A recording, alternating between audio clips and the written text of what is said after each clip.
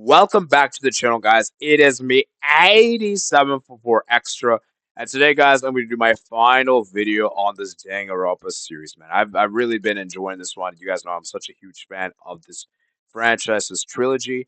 And so I want you guys to get involved next because really, I honestly don't have any more ideas. I just did a characters one, I did a deaths and execution one. Now this will be my chapters one.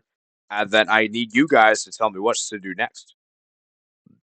Maybe ranking the characters, that something like that. I'm sure there's probably some other ideas in the comments below, and if there's any good ones, I'll definitely read those comments and do all that. So like I said, guys, hope you guys do enjoy, and without further ado, let's go ahead and get started. So let's start with the first chapter, guys. The very first one is to survive, and for me, um how do I rank this chapter? I think it's a great chapter. I think it's a good introduction to the game. We get like an idea of what's going on. And what I really like about this chapter is that there's a twist. The twist being that Sayaka is actually someone that actually dies. Because when I first initially watched the anime, because I actually initially watched it first, I thought she'd be a heroine. I thought she would survive towards the end, the main character, the girl, and stuff like that, the main female led and everything like that. And I was just so set in stone. And what I like about this motive is that the Monokuma showed the video clips of the loved ones being hurt, and that inspired Sayaka to actually kill. And that was actually very interesting. They actually did a shock twist that even though Sayaka is the victim, she actually instigated the kill. She actually was more of a culprit than a victim in this one, even though the roles got reversed. So I think it's a really good one. I like what the writers did there, and that she pinned it on Leon and everything. And obviously, this case is very straightforward. Obviously Leon committed the crime. You could clearly tell by the fact of 11037 that made it very obvious. And yeah, I just think the execution was brilliant. I think it's fantastic, and for me overall, I think it's a good chapter. And so I'm gonna give this one a B. I think a B is a fair ranking. I don't think any complaints can be made there. The second case, guys. Second case. Oh, by the way, guys. Okay, I'll get to that when we get there. So the second case for me, a really good one. I love the second trial of this game because the second trial was such a trial that was so complex. I believe, in my opinion, this is probably the most complex trial in the first game. Someone maybe argue the fifth one. We'll get to the fifth one in a bit. I feel like this is the most complex one because you have a red herring that is Byakuya, and you really realize how cynical this guy is, how dirty this guy is, how like low, how how much of a jerk he is, and what he did in this chapter was so disgusting. Like he used Chihiro's blood to draw up Genocide Jack and to try to make it pin the blame on Genocide Jack when in reality Genocide Jack had nothing to do with the case. Is brilliance, and then obviously Mondo committing the crime was interesting. Chihiro, and I love the motive for this chapter. That was obviously the motive was obviously what's it called the your secrets being revealed. And I think it's a really good chapter, a really good motive. It gives the characters compelling things to do, and I just think it's a great one, really good one. The only thing that bumps this trial down for me is execution. The execution of the first case was, by the way, was amazing. This one it bumps it down a little bit, but I'm not gonna take away from this one. And I think for me, it is easily an A tier for sure for this one. And by the way, I'm gonna rank inside the tiers. By the way, just to let you guys know. And then chapter three, guys. Here's the thing with chapter three. It's it's a good chapter three, and it is acceptable. And I can't say the same for the other two chapter threes. But we'll get there when we get there. For me, this chapter three, I just feel like for me, Celestia really just is. I don't feel bad for her whatsoever.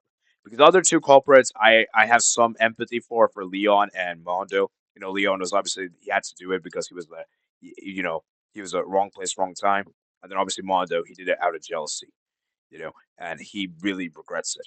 This one, there's no regret from Celestia. She actually killed two people essentially, even though she got one to kill someone else, it still counts as basically her. And so, what I like about this trial is that it was complex, and I like how she used the body discoveries to her advantage. But for me, what makes this trial so disappointing for me is that it was very obvious who the culprit was. It was very obvious it was going to be Celeste, and it was just so predictable. And yeah, so I'm gonna give this one a C. I'll give this one a C. It's all right. It's passable, but it's not really that great. So I'll give it a C. Not a huge fan of this trial. Chapter four. Man, chapter four. So emotional. So emotional. You find out that obviously Sakura is the mole. She's a traitor, and that she's basically the person that's been following Monokuma's orders. And what I like about this trial is that everyone was so divided, everyone was so against each other. Nobody wanted to cooperate and work together. And that's what made this trial so complex. Because in reality, this trial is actually pretty straightforward. It actually is pretty straightforward. But because people are so divided, they don't want to work together. That's what makes this case so much more compelling. And for me, it is so emotional that Sakura actually committed suicide, and she followed Monokuma's command by killing someone, and she chose herself. And so I think it's a really good way to get the thing to do. And yeah, I just think for me it's incredible. And oh, by the way, I forgot to tell you the chapter three motive. I think it was a money motive, so it obviously made it clear that Celeste was going to do it. But anyways, get back to chapter four. So yeah, I just think that for me it's a good one. I'm going to give this one A tier. I really love this chapter. I really love this chapter. Is it better than the second one? I'll give the second one better. It was more complex, but I'll give this one second. Chapter 5. For me, this is a forgettable chapter. Really honest, you guys, this is just a setup for chapter 6. And so there's not really much essence in this chapter. The one thing I will say, though, is that I like how the fact that the victim, they didn't really have an idea who it was. And I kind of like the fact they had a fake execution. So that was kind of a little nice. But honestly, it's a very forgettable one, a very rushed one, a very just kind of just made together something and then just hope for the best.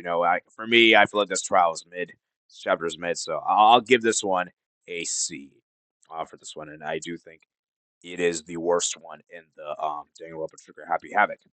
Now we move on to the chapter 6, and for me, chapter 6 here I think is interesting because in my opinion, this might be the best chapter 6, guys. It might be the best one because you have Junko Nishima as a mastermind, which is interesting. Caught me off guard, and I think it's fantastic what they did here as Junko Inoshima as a mastermind. It definitely caught me off guard, and the memory loss thing was good. I also like the fact you had to kind of figure things out. You weren't spoon fed everything like here you go. Like you actually had to figure things out, and that was kind of nice. And so my only issue with this chapter is that it's a bit too long. It's a bit too long, and most of the trial for me was rather kind of forgettable to me, in my opinion. Like, there's not really a whole lot I'm going to look back for this for, so I'll give it a B. Um, but yeah, I'm going to give it a B. And is it better than the first one? I'll give it a better than the first one since the first one was pretty simple. But yeah. By the way, I'm not going to rank the epilogues and prologues. By the way, there's just not really no point in ranking those. So. I'm going to skip on over. So, chapter 1 is Destination Despair. We're now moving on to Goodbye Despair. And for me, this chapter was fantastic. Like, what just happened this chapter was phenomenal because this chapter could have been easily such a boring chapter, if Nagito didn't have to do what he did. And the fact that Nagito was such this jerk was crazy. And he wanted to start the killings is insanity. And he actually manipulated Teru in the process to actually get him to kill, which is crazy.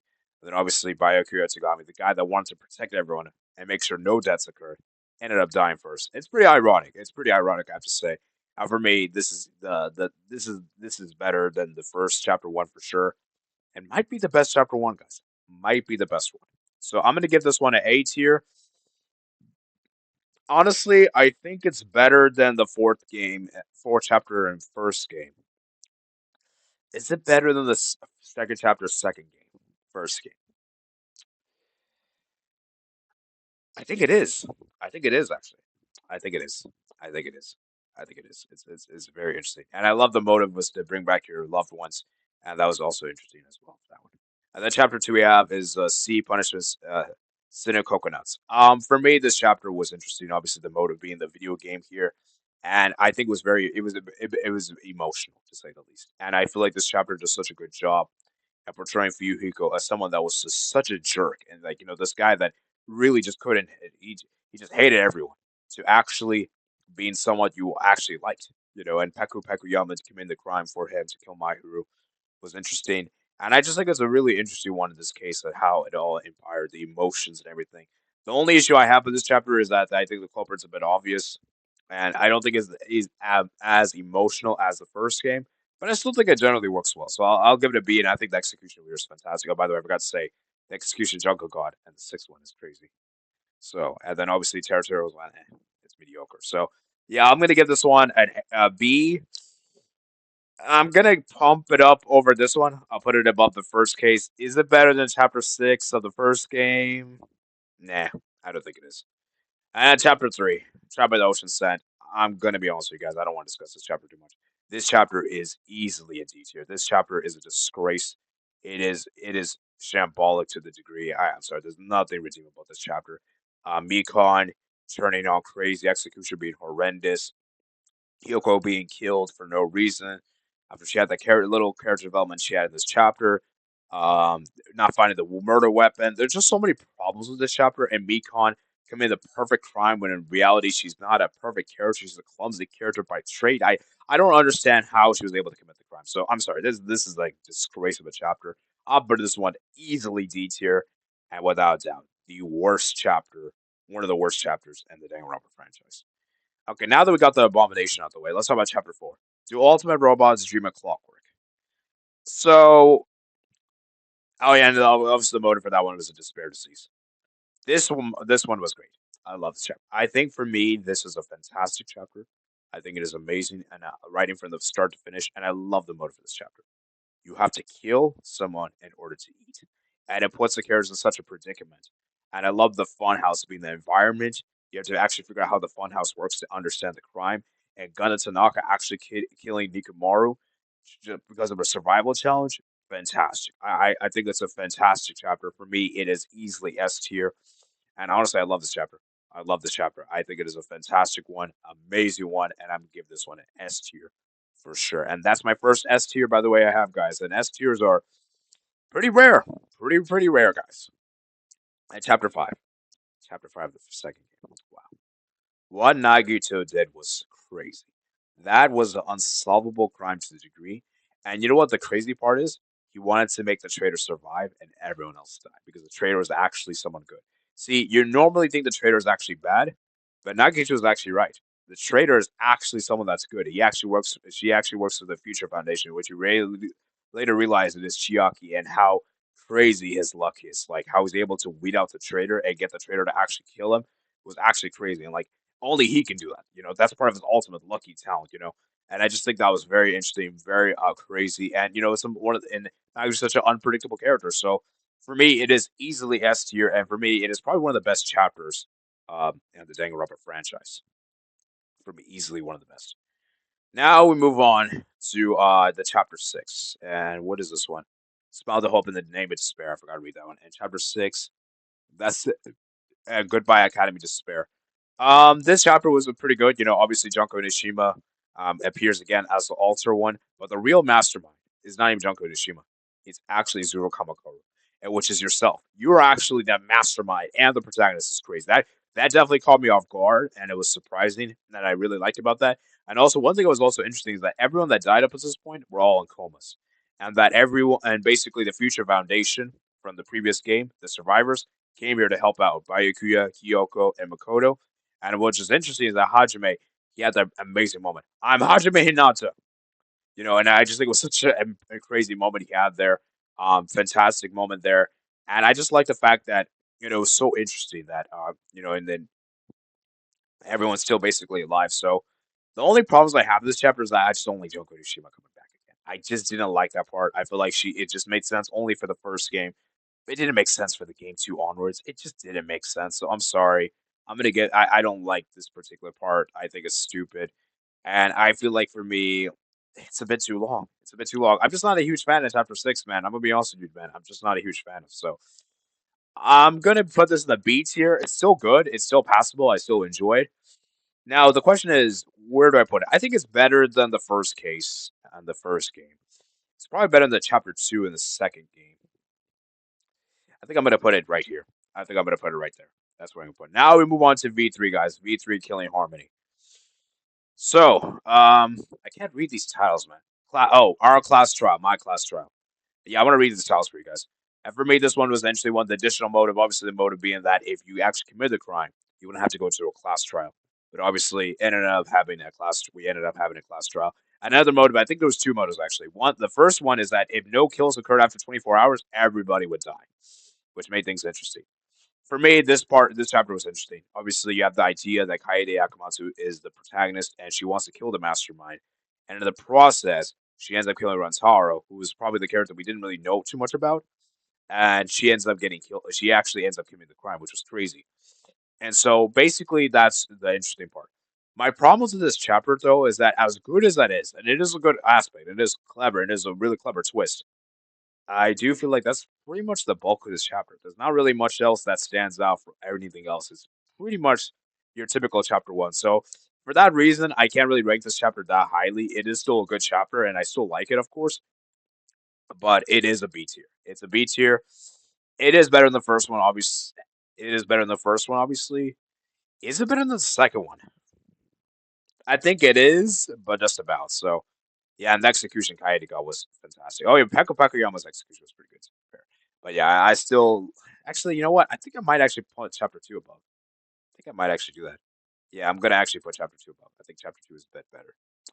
Now we move on to the second case, and that is a thin line divides Braves and Hell, Brawls and Wall, whatever. Hope I read that correctly. Anyways, for me, this chapter is a bit of a disappointment. I'm not a huge fan of this chapter. I feel like this chapter for me is trying to do what the emotional ties they did in this one, but I just don't think it works out as well because I just feel like Kurumi. I just find it hard to believe she could actually be the leader. I just find it hard to believe that she's capable of doing that. And yes, she's a very disciplined woman, and she's very well mannered and everything. And I like the fact that Ryomo was a victim, and I think it was very interesting the game. And that's I actually did feel bad for him. And his body discovery was fantastic. Her execution was great, but the meat of this chapter, there's not that much emotion I felt, and that's kind of the problem with this chapter is that I didn't feel much emotion, and that's why I don't really like this chapter that much. So it's still good, and I still like some aspects, but it's not that great. So I'm gonna give it a C tier. I'm gonna I'm gonna put it chapter five below above it, and honestly, is chapter three better? Honestly, it might be. I can't believe I'm saying this, but I actually think chapter three of the first game is actually better than chapter two of the third game. Is crazy. Sorry, chapter two of the yeah, that's actually crazy, but I'm actually gonna go with that. I actually go agree with that. Surprisingly. Then I think this one is the transfer student one. Yeah, the transfer student one. Yeah, this is abysmal chapter. Abysmal chapter. I don't want to discuss too much about this one. This was a horrible chapter. I didn't care whatsoever for Angie. I had a little soft spot for Tanko, but I didn't care about Angie and Korakia. Oh boy, that yeah, I don't want to. That guy is crazy. What he did in this chapter, because up until this point he was sane, he was passable, but this chapter just oh my Jesus, his incest and his sister and all. Oh, hey, I don't want to discuss. So this chapter is just a straight up garbage. I'm sorry, this chapter is terrible.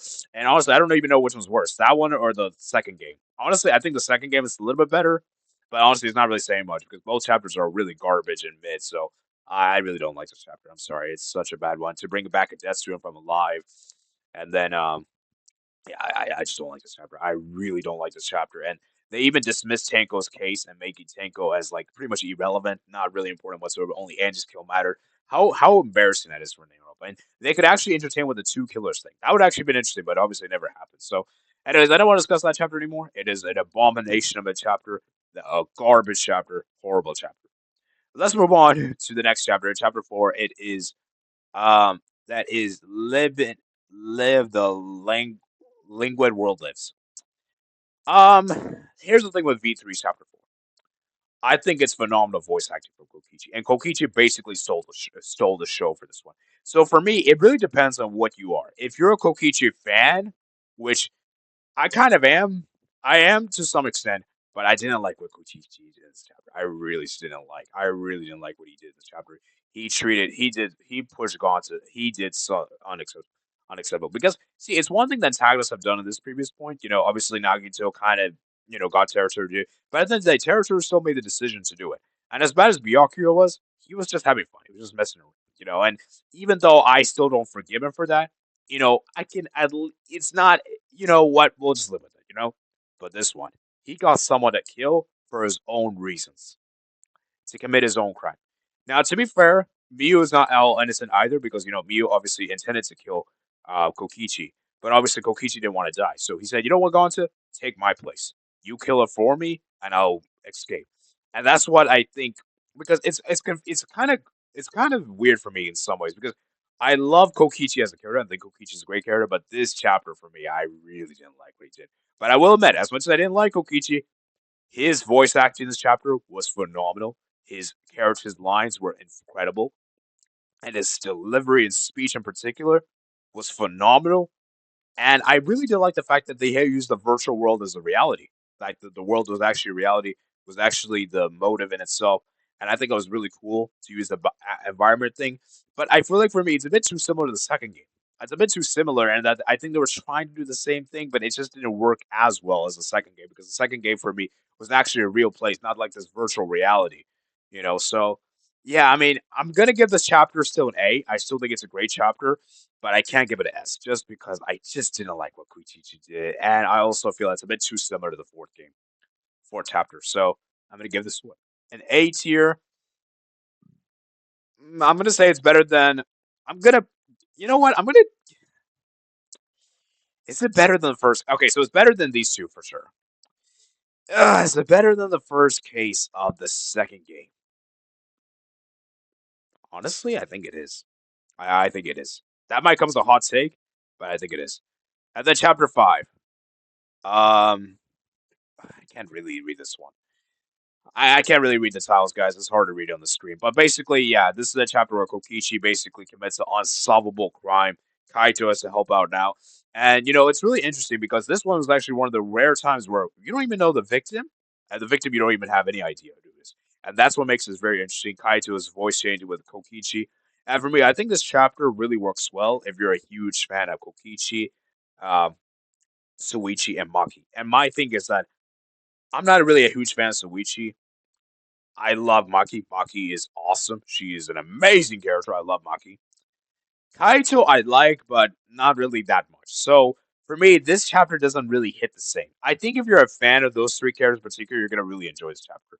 But if you're really not a fan of these three characters, you're not gonna really enjoy this chapter much because it's really an emotional chapter kind of involved with these three characters. And obviously, Maki being involved, Maki thought she was actually the culprit because she actually shot Kaito, but in reality, he pretended to drink the antidote, and Kokichi was actually the one that was the victim, and Kaito is actually the one that killed him for you know to make it into a very difficult crime and towards Monokuma couldn't even solve. You actually even have to work with Monokuma for this one because he wasn't quite sure what happened. So it's a really interesting one, but like I said, it's a bit overrated in my opinion, and it does have some similarities to the fifth case from the second game. But yeah, for me, I'm gonna give this one an A tier. I still think it's a good one, but I am not gonna rank it that high. And I'm gonna give it. I'll put it above the chapter one, the games, the first game, but I'm gonna say the two, other two are better. And now we move on to the final chapter, and that is Goodbye Danganronpa. Yeah, this chapter is very controversial. It's a very much a mixed bag. It's either you hate it or you like it. That's kind of the general notion nowadays. That's kind of how most people are. I'm gonna be honest with you. I'm kind of in the middle. I like some things, and I didn't like some things. First of all, I didn't like the fact that everybody was basically revealed that everything was fake.